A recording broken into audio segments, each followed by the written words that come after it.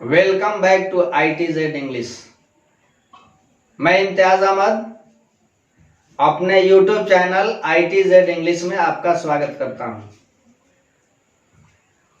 इसके पहले प्राचीन विचारधारा के अनुसार जो वाक्यों के प्रकार होते हैं उनमें से मैंने 3 सेंटेंसेस बता लिए हैं: असर्टिव, इंट्रोगेटिव, इम्परेटिव।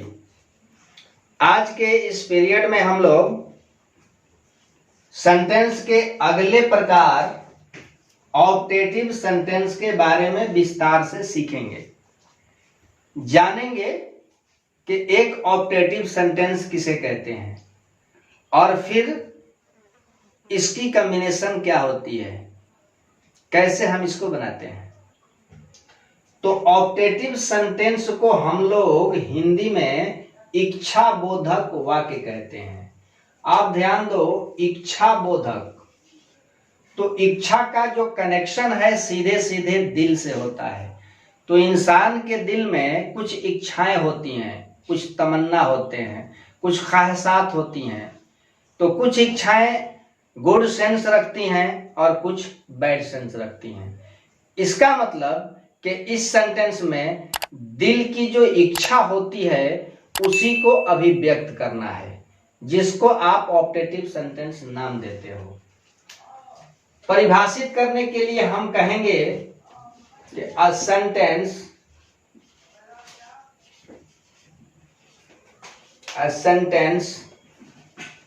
which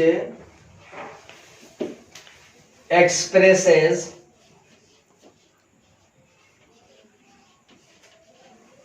एक वाक्य जो एक्सप्रेस करता है। ध्यान दोगे, दिल की कौन कौन सी इच्छा को एक्सप्रेस करता है। तो पहली चीज होती है विश। विश ये पहला एलिमेंट है। दूसरा होता है प्रे, प्रार्थना। और अगला होता है ब्लेस। ब्लेस आशीर्वाद बोलते हैं। और फिर अगला होता है कर्ष, अभिशाप। A sentence which expresses wish, pray, bless, curse is called optative sentence। Optative sentence मतलब एक ऐसा वाक्य जिसमें हम विश को व्यक्त करें। तो विश क्या होता है? विश का मतलब किसी और के लिए जो हम अच्छी सोच रखते हैं वह विश होता है। जैसे मान लीजिए हम एक राम नाम के लड़के के बारे में सोचें कि राम प्रथम आए, राम परीक्षा में प्रथम आए, तो ये अच्छी सोच है, इसको हम विश कहेंगे। प्रार्थना सीधे सीधे गॉड से होता है, ईश्वर उसकी रक्षा करे, ईश्वर मेरी मदद करे। ब्लेस हम सामने वाले को दुआ देते हैं, आशीर्वाद देते हैं, कहते हैं कि मे यू लिव लॉन्ग, तुम दीर्घायु बनो। और कर्ष ये बैड सेंस रखता है, हालांकि ये भी एक प्रकार का विश है, ये हृदय की एक इच्छा है। अभिशाप, कभी कभी हम किसी को अभिशाप देते हैं, कहते हैं कि वह मर जाए। तो इस तरह के जितने सारे तत्व हैं जो हमारे दिल से निकलते हैं, हम इस तत्व को, इन तत्वों को जिस सेंटेंस में व्यक्त करते हैं वह हमारा ऑप्टेटिव सेंटेंस होता है, इच्छा बोधक वाक्य होता है। ध्यान रखना, इसमें 4 चीजें खास तौर से आती हैं। एक विश होगा, फिर प्रे होगा, ब्लेस और फिर कर्ष। ये तो रहा आपका डिफिनीशन।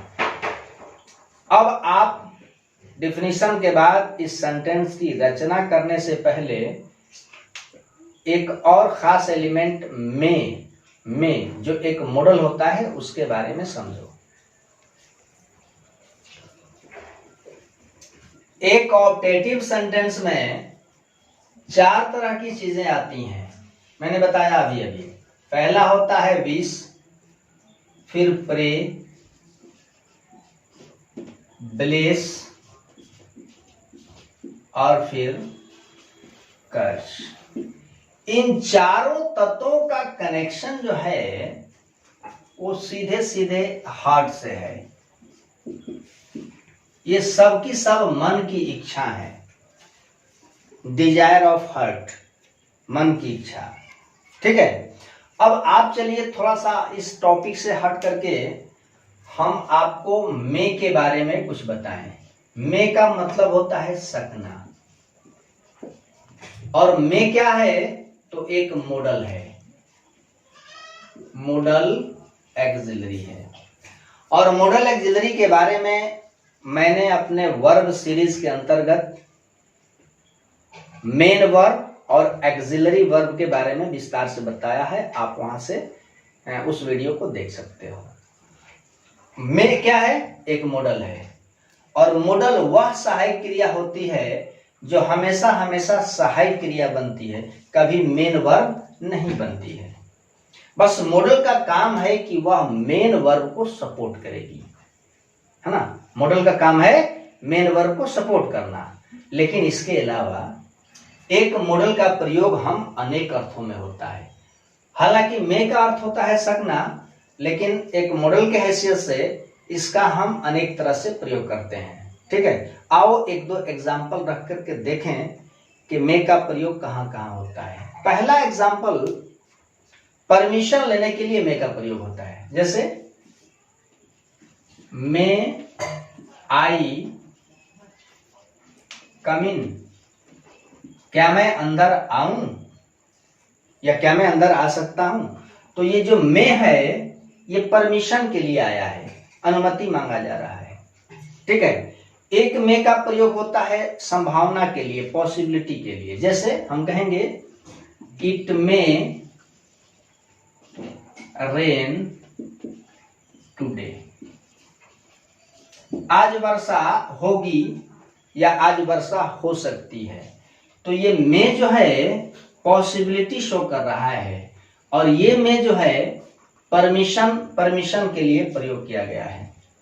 मे का अगला प्रयोग जो होता है वो मन की इच्छा को व्यक्त करने के लिए होता है। अब गौर से देखो, ये चारों जो तत्व हैं, विश, प्रे, ब्लेस, कर्स, सबके अंदर मन की कोई ना कोई एक इच्छा है। और मे के चैप्टर में आपने पढ़ा होगा कि मे का प्रयोग मन की इच्छा को व्यक्त करने के लिए किया जाता है। चूंकि ऑप्टेटिव सेंटेंस के अंदर मन की इच्छा को व्यक्त करते हैं, इसलिए इस सेंटेंस का प्रारंभ होगा कैसे, मे से होगा। आप चारों तत्वों के बारे में एक एक एग्जांपल देखो। पहले मैं विश के लिए रखता हूं। जैसे मे Ram come first in the examination।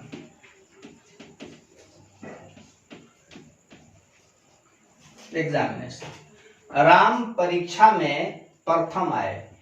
तो जब कोई सोच, कोई मन की इच्छा सामने वाले के लिए अच्छी हो तो वह विश होती है।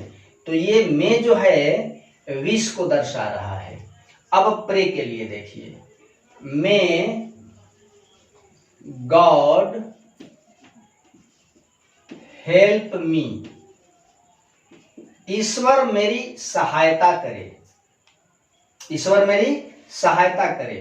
तो गॉड से प्रार्थना जो है वो मन की इच्छा से होती है, इसलिए मैं जो है प्रे को एक्सप्लेन कर रहा है, प्रे हो गया। अब ब्लेस देखो, जब भी कोई सामने वाला हमें नमस्कार करता है, आशीर्वाद लेता है, तो हम उसको दुआ देते हैं। तो कैसे कहते हैं कि मे यू लिव लॉन्ग, यानी कि तुम लंबे समय तक जीवित रहो, यानी तुम्हारी उम्र लंबी हो, तुम दीर्घायु बनो, मन की इच्छा है। और ये ब्लेस शो कर रहा है। अब अभिशाप देखिए, हालांकि अभिशाप ये बैड सेंस है, लेकिन मन की इच्छा है। हम किसी चोर के लिए कहते हैं कि मे द थीफ डाई, चोर मर जाए, चोर मर जाए। तो आप चारों एलिमेंट के ध्यान से देखो।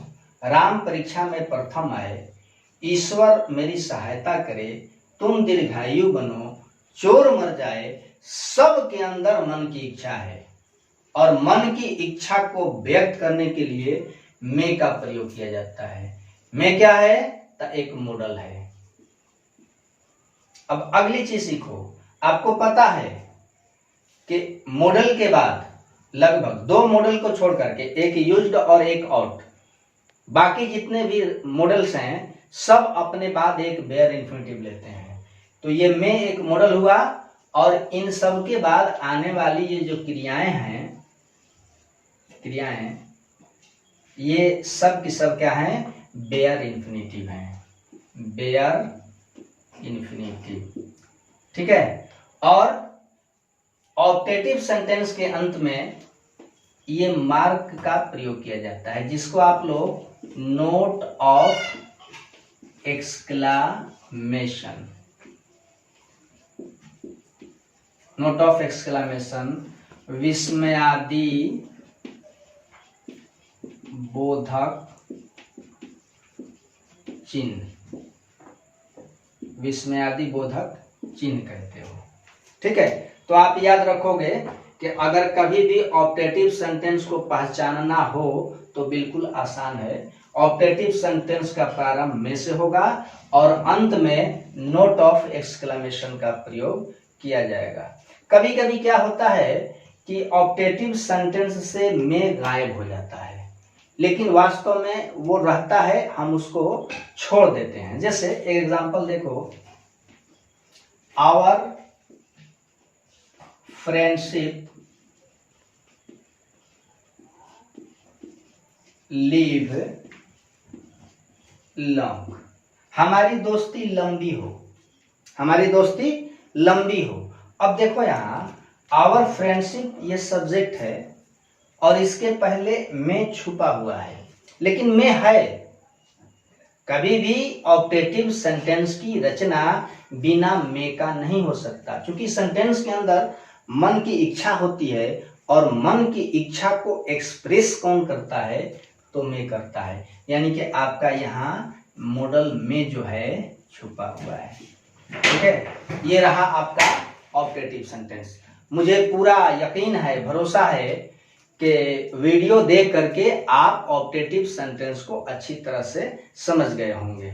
ठीक है। अब तक आपने मेरे चैनल को सब्सक्राइब नहीं किया तो प्लीज आप मेरे चैनल को सब्सक्राइब कीजिए। वीडियो को शुरू से आखिर तक देखिए, स्किप मत कीजिए, इसलिए कि आधा अधूरा देखने से कोई बात बनेगी नहीं, कुछ भी समझ में नहीं आएगा।